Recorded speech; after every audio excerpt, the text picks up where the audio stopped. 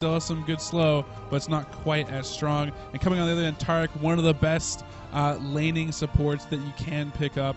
Really like that pick from the blue team. And Amumu making a strong comeback. You know, we saw a lot of Nautilus, these other tanky junglers that had good CC, and Amumu making a comeback.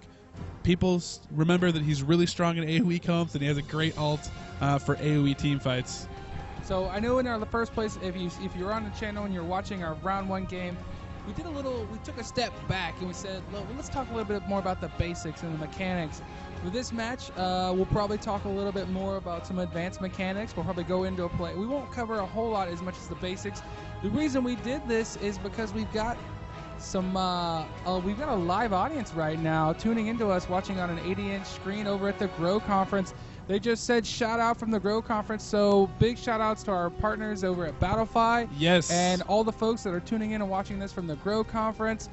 You know, Jason and Justin, thank you guys so much for what you do. We hope things are going good for you guys. And I hope the viewers are enjoying some of these games, especially the ones that haven't seen League of Legends before. Hopefully you guys think it's kind of cool. We're probably going to go a little bit more in depth for the second game. And talk a little bit more about some strategies, some quick techniques for a lot of the characters. And I kind of like these teams that are coming out from here. You know, we're seeing some champions that we haven't seen a lot of lately. Misfortune, Shyvana. Actually, I haven't seen a lot of Shyvana played recently, although I saw a funny pic today about the counter Nautilus in like every lane in jungle with Shyvana, which I thought was kind of cute. And the Janna pick. I love me some Janna. Always be Janna. Easily my favorite support. Has so much team fight capabilities, especially with the Monsoon and the Howling Gale, the knockup. Easily my favorite support. Yeah, I mean, and as you said, we're looking at the teams here. You know, one of the characters we haven't seen yet in this format that has, you know, really made an impact is Blitzcrank. Yes. And when I say format, I'm saying we've done judgments where Blitzcrank was almost a permaban because everybody knew somebody that could play Blitzcrank. That was mainly, I think that was the first BC one mainly too, because there's a lot of, there's Vancouver, and then a nice little stone throws away on an island, there's Victoria, and those players notoriously love them some Blitzcrank. And I remember, actually, the best part was we had Shiner CC, who's actually casting for us right now. He was a captain. He was playing against another buddy of his, is LT Rocks or someone. Yeah, LT Rocks. And LT Rocks was telling me, he's like, I know Shiner's going to play Blitz, so I'm not going to ban him, and I'm going to first pick him because I'm blue team. And what does he do? He accidentally clicks Blitz and bans him. So no one gets to play him. Sorry, guys. That's out of here. And shenanigans, and all the more time. Just more stories for us to talk about. You know, and speaking of stories, I want to say we had an opportunity to perform a judgment event live when we were up at Vancouver at the Richmond Olympic Oval. Yes, that was really cool. The greatest time I've had casting. We got to get up on the big stage with our sport jackets and our ROW T-shirts. I had a mic in hand. I was standing on a wooden podium, just pointing at captains, because the draft part, for if you haven't seen the draft, you know, normally when we do it's an online, it's gigantic Skype call. We get all the captains on call. We get them to talk about, go ahead and pick their teams and talk about the format. It only takes like 30, 45 minutes. But when it's in a live setting and you got big screens and projectors all around you, it's rush mode. And I'm like, Callan, which captain's up? He's like, oh, it's VVV Roshan. Roshan, your pick is up. Who are you taking? Well, it's fun in a live setting because, you know, you have the players there. You actually get to look into their eyes as you're picking them. You can actually physically grab them. And then as your team kind of assembles around that crowd, you know, you actually kind of get to, like, you know, it's not like you're looking at each other in-game. You're not looking at elos. You're looking at people, and you kind of, like, size each other up. You're like, I wonder how good this guy really is and stuff like that. And it's a lot more fun. Like, there's less typically when we do our online drafts, everybody's calculating the elos and the positions. And in that live, you know, impromptu format, it was really cool to see the people was like, you in the yellow shirt, I don't know if you're good, but I like your chops. Come over here. Totally. Like, one guy was like, you know, our team needs more swag. Give me the guy in the leather jacket. Yeah, like, it was like, boom, off the board. So that was really great, really fun. One of the most memorable experiences for us. I know a lot of the folks, you know, Jason, for example, we already mentioned him over at Battlefy. He was at the event. He brought a whole slew of volunteers with the RCCS youth group. Yes. Shout out to those guys. Those kids are great. Hopefully, we're going to see them come down for a big event we're headed for in September. End of Summerland. The end of Summerland. But before we talk about all that, which we'll talk about here a little bit later, before the finals and after the finals, this game. Here we go. Round 2. We've got Team Applefire going against Parenthesis. Looks like Parenthesis is going to be jungle on Shyvana. If you took a look at my match history, you'd find out the winning record I have with the champion I have the best winning record with is Shyvana. So I'm going to be a little biased, but I'm like, let's go Shyvana. But, we've got Shyvana, we got a Blitzcrank, we've got Caitlyn. So that bot lane between Blitzcrank and Caitlyn, it's going to be interesting because Blitzcrank, you typically see a more aggressive style of support. And with Caitlyn, she's a bit more, I just want to sit back and farm with my really long range.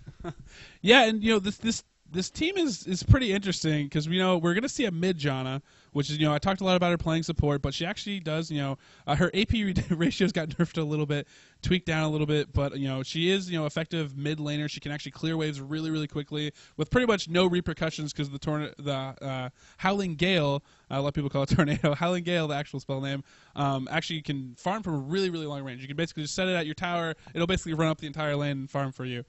So pretty much set and forget it. But the interesting part about this team is they kind of have some unconventional. This is a pretty unconventional AoE team because it is AoE centric, but at the same time, Miss Fortune is not your typical AD carry. She's not a hyper carry. She's really strong early, but she's not gonna necessarily wow you when it comes to late game. Caitlyn's gonna have a way better advantage late game with that innate long range that she has on her auto attacks. So it's gonna be really interesting to see both teams play because one of the things I like that we're seeing from the red team is the red team's very much, they have playmakers. They have, Diana, they have Blitz, people that can throw out these skill shots, and if they land them, it could be really, really huge for their team. I know this is just more cheek and tongue, but I'm hoping to see a Blitzcrank grab into a cupcake. And for those that don't know what cupcake I'm talking about, it's the Caitlyn's got an ability called the Yordle, is it Yordle Snap Trap or something? Yordle Trap. It might just be Yordle Trap. It's a Teemo Trap. Yeah, it's this little cupcake that sits on the ground. When they hit it, they get immobilized for a second, and then they also have vision. It grants vision to the enemy team. So I'm really hoping Blitzcrank just goes out there, reaches out, touches someone, and brings them right into a trap. It's a little cheeky, but I'm hoping that goes down here in bot lane. Yeah, Caitlyn's traps are pretty unique. It's one thing that's very unique to her in her laning phases. She can run them down, throw them in. We saw players sometimes throw them into middle lane to actually help their mid lane, and it's kind of a zoning mechanic. And I know I've had a lot of fun, with Alistar even. You can headbutt them into the traps and stuff like that if you plan it out correctly. The old tried and true used to be Taric Caitlyn, where you would stack the stun. So Taric would stun, you would throw the trap underneath your victim, if you will, after they were stunned, and actually proc right as soon as Taric's stun wore off, and you would have a double stun. So it was really, really deadly early lane combination. Unfortunately, she's not going to have Taric to back her up here, but she's going to have a great champion in Blitz. But Taric is actually a pretty good counter to Blitz, honestly. If Blitz goes into grab, Taric can go up there, assuming he's not the one grabbed, can actually stun the enemy AD, mitigate a lot of the damage that's going to be followed up in that time. His own AD can actually try to escape out of this, although Misfortune not with a lot of escapes. And normally would bring you up the load screen, but there's this one unique funny bug that sometimes when you jump in the spectator, it brings it up in the corner of your screen, but don't worry because we've got that fixed, and you guys should actually see all the action here in one moment as we are in the game. Both teams are shopping up and about to leave their base.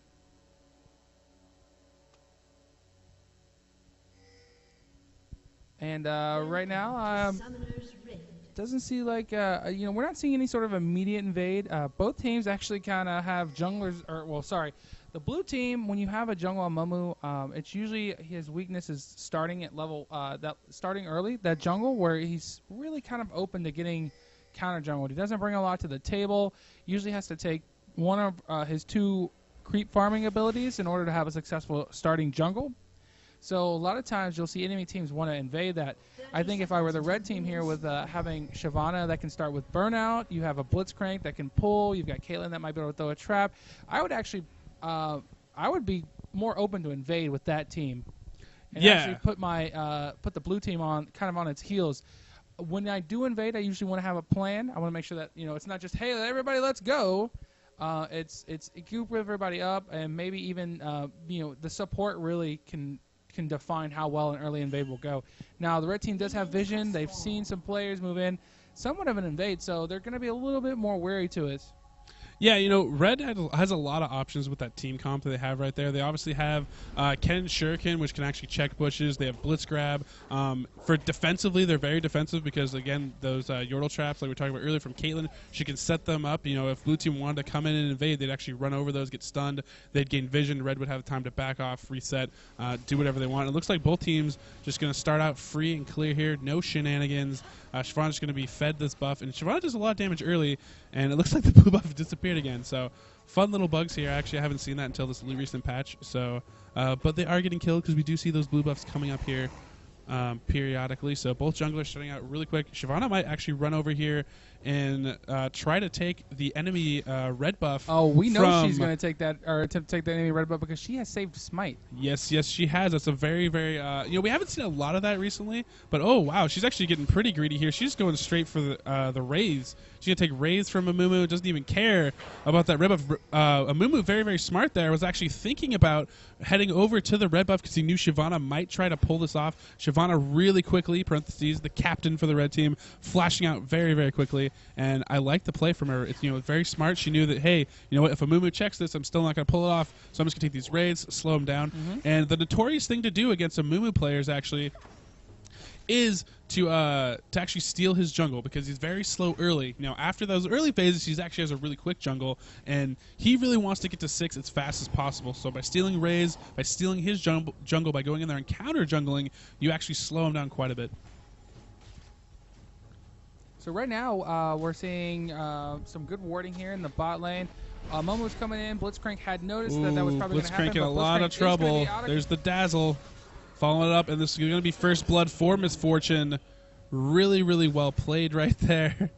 And that's unfortunate. That's the risk you run when you're trying to ward out there. And, he wanted to ward that Tribrush in that bottom lane. Unfortunately, he ran straight into an Amumu. Amumu's jungle actually sped up faster than he normally would have been there because Shyvana stole those raids.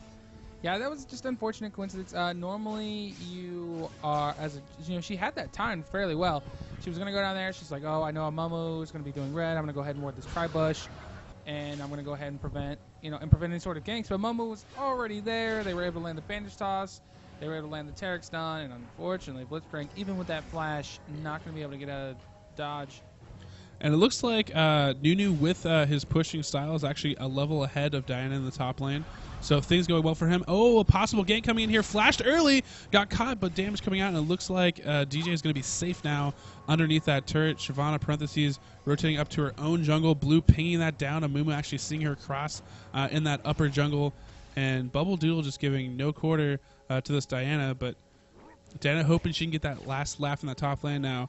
Nunu, a very frustrating champion to fight in the top lane. There's a lot of sustain with that consume, and also can do a really early banner. But we might have a gank coming here, but it looks like they're actually not going to commit. He was not able to get those stun stacks on there, and Kennen is very, very low. Amumu coming up here for a possible gank, has that red buff, has that blue buff for cooldowns. Ignite started, slow's coming in, but Amumu might not even be needed. Yeah, I mean, great play here. Momo just really has this high sustain, has a lot of pressure.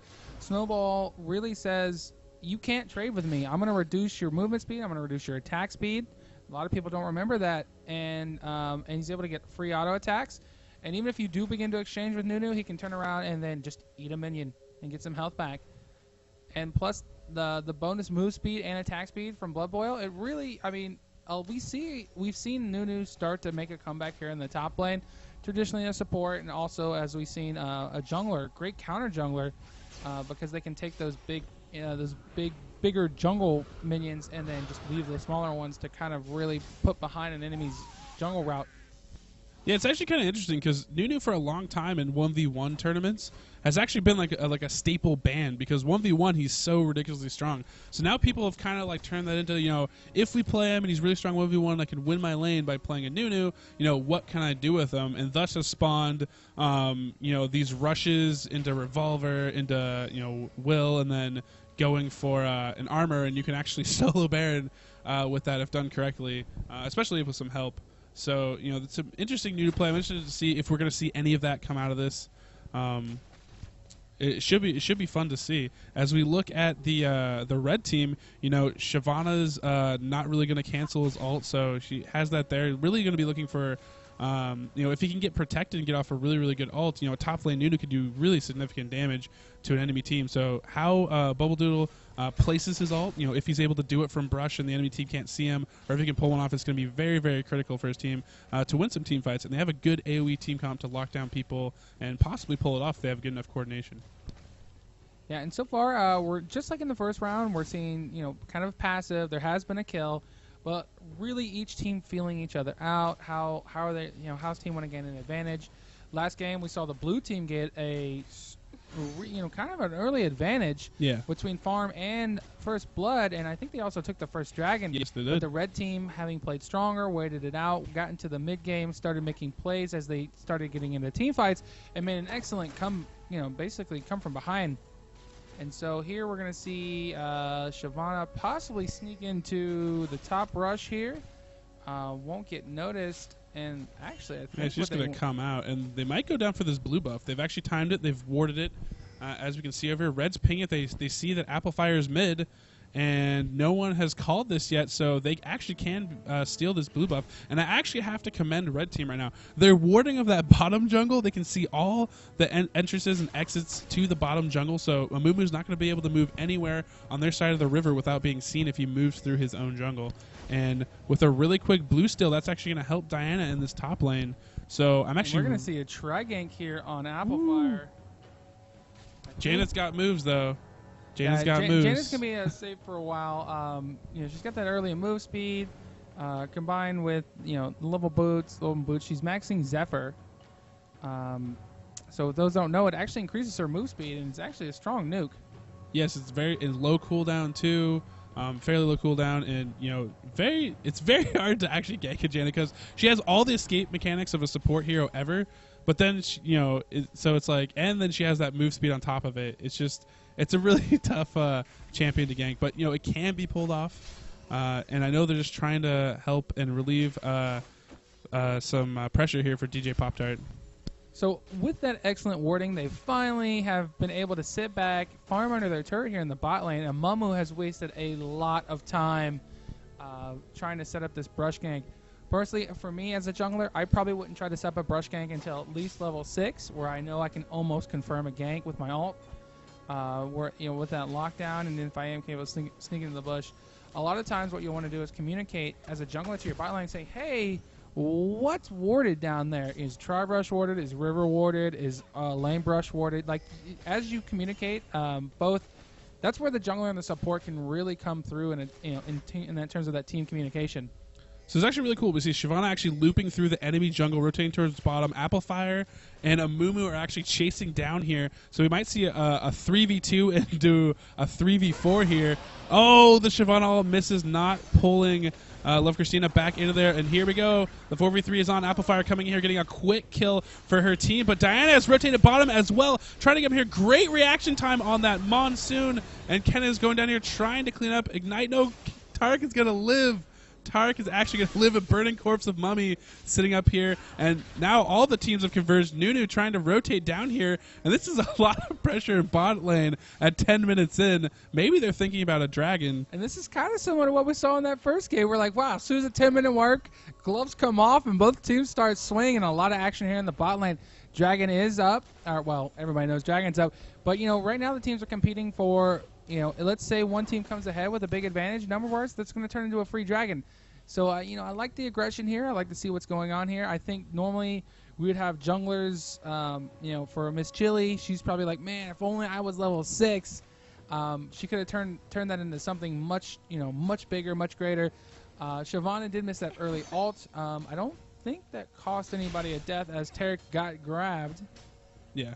So I like the red team's play so far. We talked about how many wards they had earlier. They now have 8 wards in their inventory after they placed all those other wards. Like, I don't even know if there's 8 places I want to put wards necessarily at this point, but they're banking a lot of their early game on constantly warding, getting that map vision, and then making plays based off that vision. Now, because they're giving up some gold, so they're not going to get items quite as quickly, but I really like this play from them. And hopefully we see a lot of team coordination from them because they're going to need it as this game goes further along. I think Parentheses is doing a good job captaining for her team. I know she was very, very excited for this game. Parentheses, the Shyvana jungler. So I hope her team does well here. Yeah, and she's doing a great job. If we take a look at just the jungler statistics, she's got almost twice as many creep stats as Amumu. So Shyvana, her biggest strength isn't so much that she can, as normal jungles, they can just show up and gank a lane. For Shyvana, her ability to really farm the enemy jungle as her own jungle as well, that's her strength. She can get ahead. She can get ahead in levels, experience, and actually put the enemy jungle behind. And that's how she can make a. And we might see a gank up top here. Bubble Doodle juking back into the brush. Good flash out, trying to escape out of this. And it looks like he is going to have enough speed, especially with that Blood Boil and that Janna passive, to get himself out of dodge. Now, one thing I noticed really quickly, you were talking about how much Amumu was behind of this Shyvana. Shyvana is level 8. Amumu, when we looked at him before we turned away, he just hit level 6, but he was level 5. So Shyvana at one point was 3 levels ahead of Amumu, which is a big advantage for a jungler, as you surely know, because since you play a lot of jungler. Yeah, and this is how you defeat an enemy jungler. You place wards in your own jungle. So this ward right here, spotted, parenthesis, coming down, and we're actually going to see a collapse here with Amumu. The first is the slow by Janna, coming off by a potential bandage toss. There's the cannon ult, slicing Maelstrom, doing a ton of damage to Miss Chili. She is ignited and is going to go down with that flash.